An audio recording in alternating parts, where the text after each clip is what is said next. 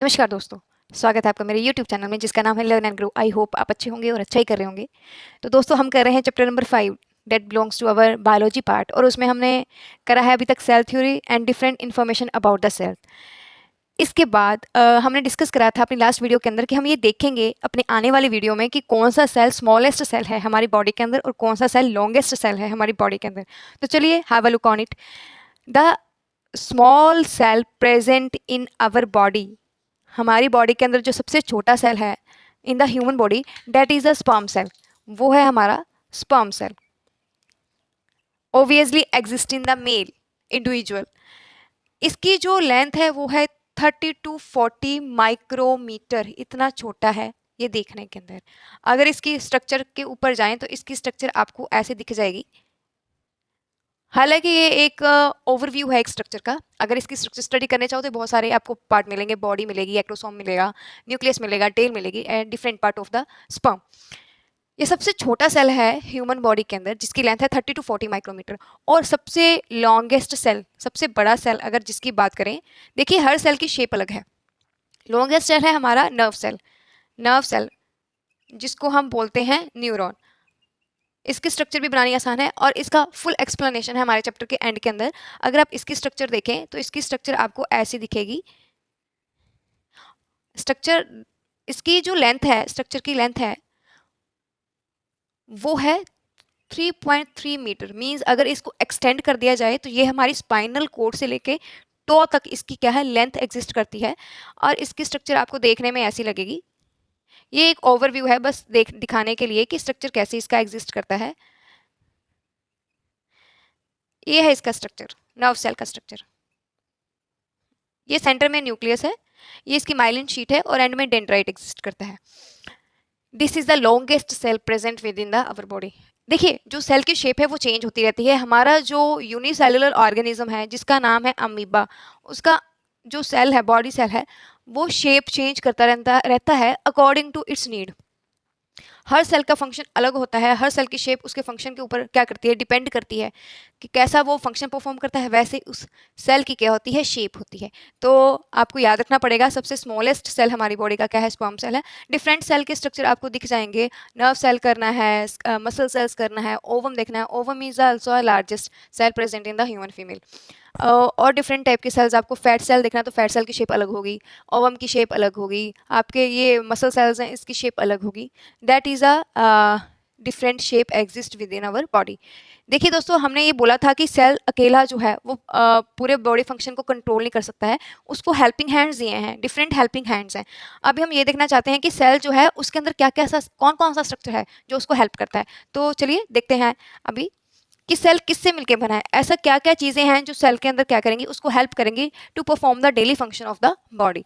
चलिए देखिए सेल हमारा किस चीज़ से मिलकर बना है। सेल के अंदर बहुत सारे बेसिक स्ट्रक्चर हैं। जैसे सबसे पहले हम पढ़ेंगे सेल मेम्ब्रेन। सेल मेम्ब्रेन जो हमें दिख जाएगा, आज हम वही स्टडी करने वाले हैं। उसके बाद हम स्टडी कर पाएंगे सेल वॉल। सेल वॉल क्या है। नेक्स्ट हम स्टडी कर पाएंगे the most important part of the cell, that is the nucleus, जिसके बिना हमारे सेल की डिवीजन क्या है, अधूरी है। और लास्ट वन अभी हम स्टडी करने जा रहे हैं इसका cytoplasm, the fluid present within the body. ये इसके मेन 4 स्ट्रक्चर हैं जिनके बिना हमारा सेल क्या है, अधूरा है और सेल अकेला वर्क नहीं कर पाएगा। उसको जो हेल्पिंग हैंड चाहिए वो ये क्या करते हैं, प्रोवाइड करते हैं ताकि सेल जो है वो फंक्शन क्या कर पाए, डेली के परफॉर्म कर पाए। तो चलिए इसमें सबसे पहले हम उठाते हैं सेल मेम्ब्रेन को। क्या है सेल मेम्ब्रेन, क्या है सेल मेम्ब्रेन। देखिए पहले तो हम ये देखते हैं कि सेल मेम्ब्रेन जो है वो होती क्या है और किससे मिलके बनी है।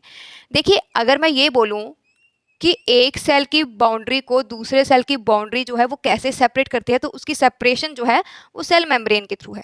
मींस एक सेल की फुल एग्जिस्टेंस उसकी किसके कारण है, उसकी सेल मेम्ब्रेन के कारण। अगर मैंने एक सेल को दूसरे सेल से अलग करना है, या पहचाना है, या आइडेंटिफाई करना है, तो सेल मेम्ब्रेन मेरे को हेल्प करेगी to find the boundary of a particular cell.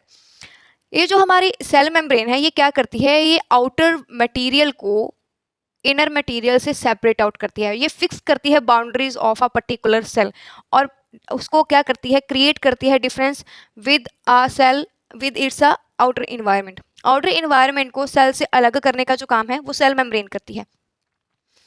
और इसके जो अंदर के पार्टिकल्स हैं, जो मटेरियल है, उसको क्या करती है, उसको संभाल कर मेंटेन करके रखती है। सेल मेम्ब्रेन किससे मिलकर बनी है, कौन कौन सी चीज़ें हैं जिससे हमारी सेल मेम्ब्रेन मिलके बनी है, तो उसमें 2-4 चीज़ें आपको याद रखनी पड़ेगी।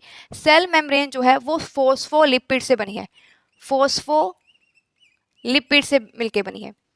आप लिपिड्स और फैट सिंपल भी आंसर लिख सकते हैं, पर अगर डिटेल में थोड़ा सा जाना चाहेंगे तो फोस्फोलिपिड से बनी है। दूसरा, उसके अंदर प्रोटीन्स प्रेजेंट हैं जो सेंसर का काम करते हैं। फिर इसके अंदर एक और चीज़ है जिसको कोलेस्ट्रॉल बोलते हैं, कोलेस्ट्रॉल, ये भी इसका स्ट्रक्चर फॉर्म करने में हेल्प करता है। चौथा, जो थोड़ा सा क्वांटिटी में है, जो सेल की स्ट्रक्चर को क्या करता है, मेंटेन करता है, एडहेजन के लिए काम में आता है, सेल एडहेजन में काम आता है, तो उसको हम बोलेंगे कार्बोहाइड्रेट। कार्बोहाइड्रेट, इन चीज़ों से मिलके हमारे जो सेल मेम्ब्रेन है वो बनी हुई है। अच्छा, ये तो उसका बेसिक स्ट्रक्चर था कि सेल मेम्ब्रेन किस किस से मिली है। कई बार तो 1 नंबर के अंदर क्वेश्चन आ जाता है, what type of material our cell membrane is made up of. तो आप ये 4 चीज़ें लिख सकते हैं। अगर ये याद भी नहीं रहता है तो एनसीईआरटी के अकॉर्डिंग आप ये लिख सकते हैं कि cell membrane is made up of lipids and fats, lipids and proteins, ये भी आप लिख सकते हैं। पर बेसिकली अगर आप थोड़ा सा डिटेल में जाएंगे तो जो हमारा ये है सेल मेम्ब्रेन है, ये मिलके बनी है फोस्फोलिपिड से, ये मिलके बनी है प्रोटीन से, कोलेस्ट्रॉल से, कार्बोहाइड्रेट से, जिनका अपना अपना क्या है, एक आइडेंटिफाई फीचर्स है और फंक्शन भी है, जिसके कारण ये क्या करती है, सेल मेम्ब्रेन को फॉर्म करती है। अभी आ जाइए सेल मेम्ब्रेन का फंक्शन क्या है। देखिए, सेल मेम्ब्रेन जो है हमारी, वो एक सेलेक्टिवली परमिएबल मेम्ब्रेन है, परमिएबल मेम्ब्रेन है। अब इस नाम का क्या मतलब है, इसको क्यों ऐसे बोला है सिलेक्टिवली परमिएबल? हर कोई चीज़ जो सेल के बाहर एग्जिस्ट करती है, ये किसी को भी अपनी मर्जी से एंटर और एग्जिट करने नहीं देती है। ये सेल मेम्ब्रेन ही डिसाइड करेगी कि बाहर से कौन सा मटेरियल कितनी अमाउंट में अंदर एंटर करेगा सेल के, इसीलिए इसका नाम रखा है सिलेक्टिवली परमिएबल मेम्ब्रेन। ऐसा नहीं है कि बाहर अगर बहुत सारा पानी भरा है तो उस पूरे का पूरा पानी जो है वो सेल मेम्ब्रेन के थ्रू अंदर आ जाएगा, ऐसा नहीं है। उसको हम बोलते हैं परमिएबल, मतलब वो आना और जाना प्रॉपर डिसाइड नहीं करता है कितने अमाउंट में क्या चीज़ अंदर आएगी, इसीलिए इसको नाम दिया है सिलेक्टिवली परमिएबल मेम्ब्रेन। परमिएबल का मतलब होता है जो अंदर बाहर आना, जो जाना चाहता है वो आ सकता है और जा सकता है, पर सिलेक्ट कौन करेगा, उसको सेल मेम्ब्रेन सिलेक्ट करेगी। सारे का सारा मटेरियल जो अंदर पड़ा है और सारे का सारा मटेरियल जो बाहर पड़ा है सेल के, वो अपनी मर्जी से आ जा नहीं सकता है। वो किसकी मर्जी से जाएगा, सिर्फ सेल मेम्ब्रेन की मर्जी से जाएगा, जो कौन सी नेचर की है, सिलेक्टिवली परमिएबल नेचर की है। चलिए, अभी हम नेक्स्ट ये देखते हैं कि ये सिलेक्टिवली परमिएबल जो सेल मेम्ब्रेन है, ये क्या क्या फंक्शन परफॉर्म करती है। हम यहाँ पे सेल मेम्ब्रेन के बारे में जब डिस्कस करते हैं तो 2 ऐसे प्रोसेस हैं जो बिना डिस्कशन के यहाँ पे काम खत्म नहीं होता है, और जो हमारी आने वाली बायोलॉजी का पार्ट है उसमें वो बार बार यूज़ होंगे। वो कौन से पार्ट हैं, वो कौन सी चीज़ें हैं, वो है हमारा एक डिफ्यूज़न, जो कि हम एक बार केमिस्ट्री में तो स्टडी करके आए हैं, और दूसरी जो टर्म हम कॉइंट करने वाले हैं यहाँ पे, जो बहुत इंपॉर्टेंट है पढ़ने में, डेट इज़ अ ऑस्मोसिस। ये दोनों चीज़ें हम पढ़ने वाले हैं। देखिए, डिफ्यूज़न जो है, ये हमने पढ़ा था कि it is a movement of particles from the higher concentration to the lower concentration.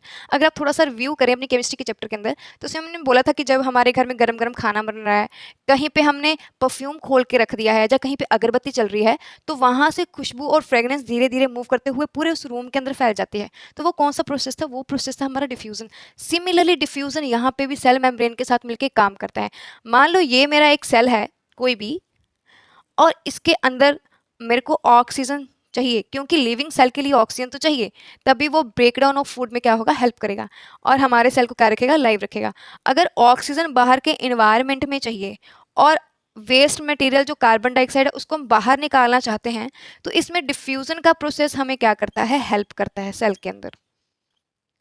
क्योंकि अगर सेल के बाहर हमारे पास कॉन्सेंट्रेशन ऑफ ऑक्सीजन ज़्यादा है, तो वो कहाँ से कहाँ मूव करेगा, वो हाई से लो की तरफ क्या करता है, मूव करता है।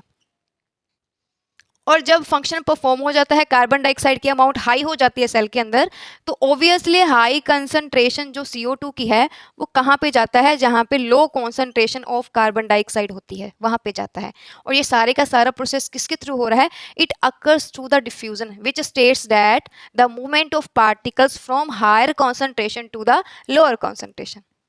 क्योंकि हमारी जो मेम्ब्रेन है, plasma membrane, cell membrane, it is selectively permeable. तो कॉन्सेंट्रेशन ऑफ O2 की कितनी बाहर से अंदर जाएगी और कॉन्सेंट्रेशन ऑफ CO2 जो as a waste, cellular waste produce हुई है, वो बाहर से कितनी अंदर से कितनी बाहर जाएगी, it determined by our cell membrane, है ना। चलो अभी ऑस्मोसिस देखते हैं। ऑस्मोसिस क्या है? देखिए हमारा एक सेल है, ठीक है। ऑस्मोसिस जो है ये स्पेशल केस है हमारे डिफ्यूजन का, स्पेशल केस ऑफ डिफ्यूजन। ये भी डिफ्यूजन का लॉ क्या करता है, ओबे करता है। मींस जैसे डिफ्यूजन काम करेगा वैसे ही क्या करेगा, ऑस्मोसिस काम करता है। पर यहाँ पे हम मूवमेंट ऑफ वाटर क्या करेंगे, मूवमेंट ऑफ वाटर की बात करेंगे, क्योंकि मूवमेंट ऑफ वाटर जो है उसके अंदर ये प्रोसेस हमने ऑस्मोसिस लगाया है। गैसेस की साइड पे simple exchange of gases, higher concentration to low concentration था, बट ऑस्मोसिस के अंदर हमने बात करी है intake of water from outside to inside. देखिए वाटर के अंदर ना बहुत सारे मिनरल्स होते हैं, बहुत सारे इलेक्ट्रोलाइट्स होते हैं, सोडियम हो सकता है, क्लोराइड हो सकता है एंड अदर कंपोनेंट्स।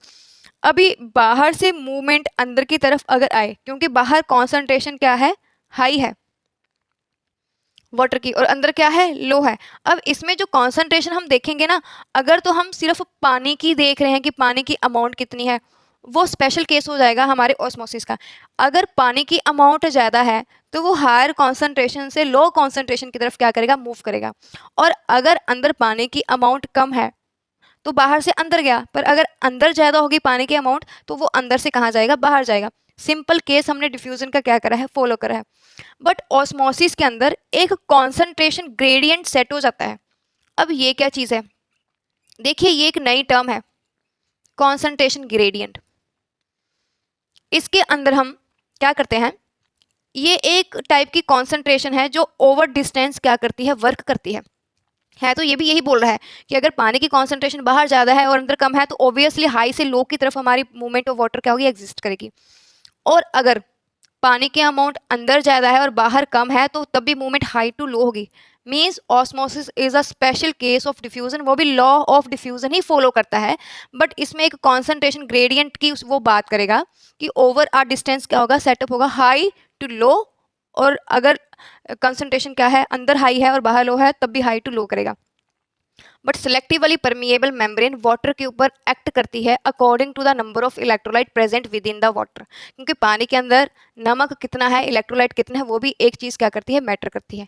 अभी ऑस्मोसिस और डिफ्यूज़न में एक फ़र्क ये भी है कि यहाँ पे जो मेम्ब्रेन है ये सेमी परमिएबल मेम्ब्रेन का काम करेगी, जो सेल मेम्ब्रेन है वो सेमी परमिएबल मेम्ब्रेन का काम करेगी।